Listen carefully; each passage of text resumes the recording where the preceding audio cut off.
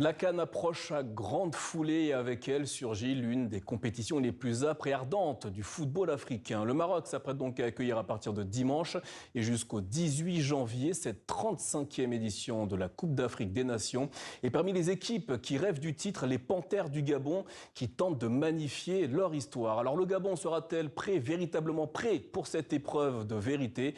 On en parle avec notre correspondant à Libreville, Yves-Laurent Goma. Bonsoir Yves-Laurent. Alors Yves-Laurent, en quelques mots, dans quel état d'esprit et quel est le niveau des Panthères du Gabon ce soir avant la compétition? Merci beaucoup, Namori. Selon le staff technique, les Panthères du Gabon sont prêtes pour la compétition. Elles séjournent au Maroc, notamment dans la ville de Casablanca, depuis déjà une semaine.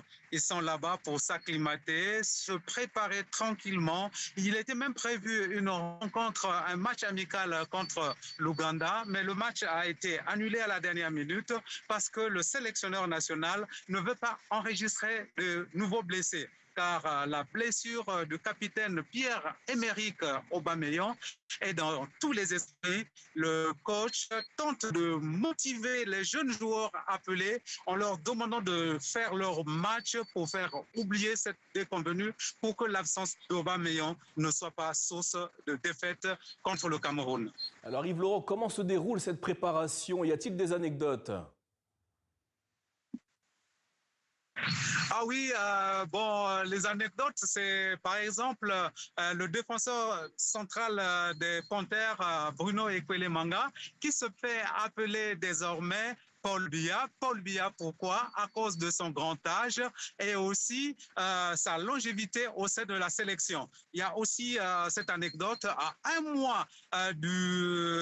y a un mois, le Gabon avait annoncé qu'il devait changer d'équipementier.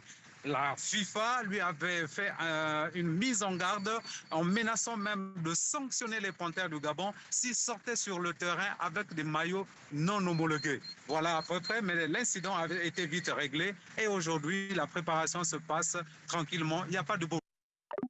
Yves-Laurent Goma, correspondant TV5 Monde à Libreville au Gabon. Merci Yves-Laurent pour ces détails. Bien évidemment, cette CAN sera à suivre à partir de dimanche dans votre journal Afrique sur TV5 Monde.